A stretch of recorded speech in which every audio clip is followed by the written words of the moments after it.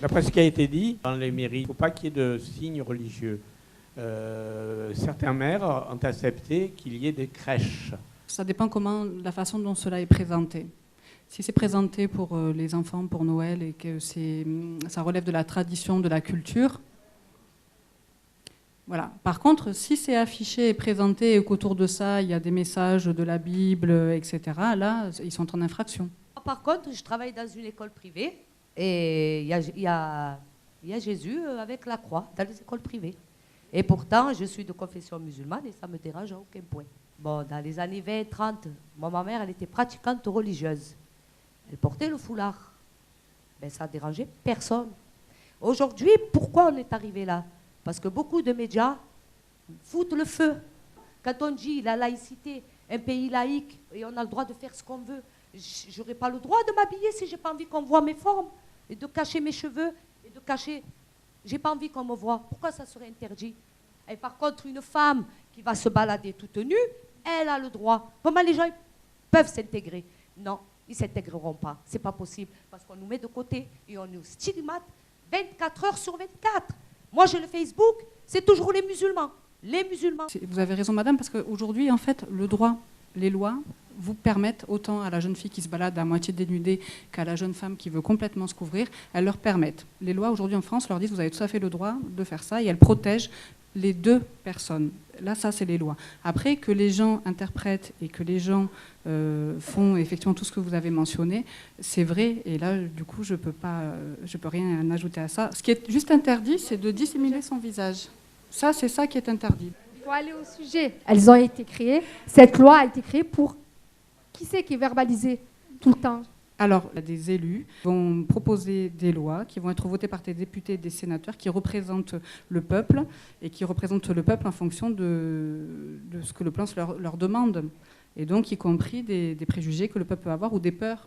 Ce qui est important à entendre aussi, c'est que le bloc constitutionnel, donc la laïcité telle que je vous l'ai écrite, pour l'instant, dans notre Ve République, elle est encore garante de la protection des individus. Et c'est pour ça qu'on appelle interdiction de dissimuler et qu'on n'a pas dit interdiction de la burqa carrément. Vous voyez, voilà, vous avez encore un socle de loi constitutionnelle qui protège les individus dans leur égalité, c'est-à-dire l'égalité des droits. On ne peut pas faire n'importe quoi en France, on a signé des traités internationaux. Donc il y a aussi une protection là. Moi j'allais parler du coup de l'histoire du burkini parce que là il n'y a pas de dissimulation du visage, et pourtant ça a dérangé énormément de monde l'été dernier.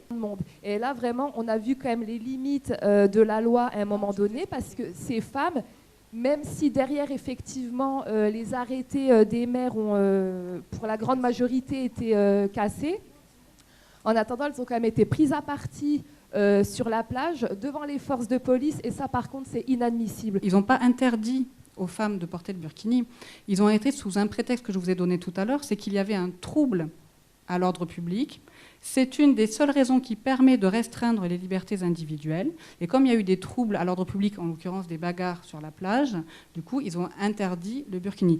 Ils auraient pu, comme ça fait des fois quand il y a une pollution de l'eau, ils auraient pu interdire la baignade à tout le monde. On est aussi suivi par Facebook et on a une question ou un témoignage là. Donc Patricia va nous lire le message reçu. Saïd nous demande pourquoi son fils est obligé de manger végétarien à la cantine alors qu'il préférerait qu'il mange halal. À l'école, la cantine n'est pas obligatoire. C'est un service rendu. Ça n'est pas une obligation de l'État d'assurer une cantine. Donc, il n'y a pas une obligation, du coup, de ce fait-là, de servir des repas halal. Il n'y a pas d'interdiction de servir des repas halal. Mais il n'y a pas d'obligation. Donc chaque mairie, après, va faire avec ses moyens, son contexte, voilà. Peuvent être mises à l'ordre du jour des conseils citoyens ou des débats publics organisés par les mairies. C'est des questions qui peuvent être posées par les maires. Alors plus la commune va être petite, plus ça va se gérer facilement. Plus la commune va être grande, plus ça va être compliqué. Mais il n'y a pas d'interdiction, il n'y a pas d'obligation. Je travaille, je le dis parce que j'en suis fière, dans un lycée, donc le lycée La Floride à Marseille, où on a, on va dire, 87% de musulmans. J'ai des jeunes qui veulent prier, donc tous les jours, et donc qui n'ont pas le droit de prier dans l'établissement et qui vont prier dans la rue. Prier dans la rue, ce n'est pas interdit, sauf si ça empêche le passage. Soit si c'est sur le trottoir, c'est une question de voirie, de municipalité. Si vous gênez le passage, ça met en danger les piétons qui passent et donc on va interdire de prier dans la rue. Les pèlerinages ne sont pas interdits, les processions religieuses ne sont pas interdites. Elles sont soumises à des autorisations mairie et préfecture. Voilà. On a des questions aussi sur Facebook, alors on continue. Est-ce que c'est normal que nos enfants se fassent insulter en parlant de religion? Elle dit que son enfant a été souillé, qu'on lui a craché dessus, qu'on l'a frappé, qu'on l'a filmé et qu'on l'a mis sur les réseaux sociaux. Les jeunes ne le savent pas, mais c'est une infraction pénable, insulte, injure, et donc on peut porter plainte. Et la peine encourue, c'est quand même une amende. Et si en plus derrière il y avait du racisme, c'est une circonstance aggravante. Il y a la maison de l'avocat où il y a des permanences d'avocats gratuites, et sinon il y a le conseil départemental d'accès au droit des Bouches-du-Rhône qui a les coordonnées de toutes les permanences gratuites d'avocats, y compris dans tous les quartiers de Marseille. Depuis tout à l'heure, on parle de laïcité, mais c'est toujours ramené à la religion musulmane. J'ai l'impression que c'est notre procès. Non. Mais c'est mon ressenti. Non, mais vous avez raison, parce que c'est ce qui se passe. Quand il y a eu cette séparation des églises et de l'État, il n'y avait pas comme religion officielle, dans le concordat avant, où les prêtres étaient rémunérés, il n'y avait pas l'islam.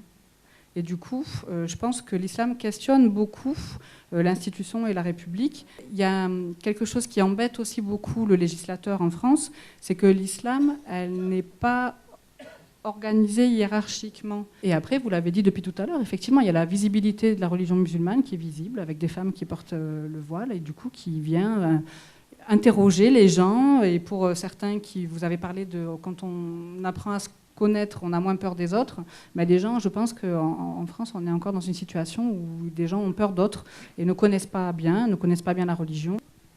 Il y a aussi l'interprétation qu'en font une certaine partie de la population où ils assimilent forcément le voile des femmes musulmanes à de la soumission.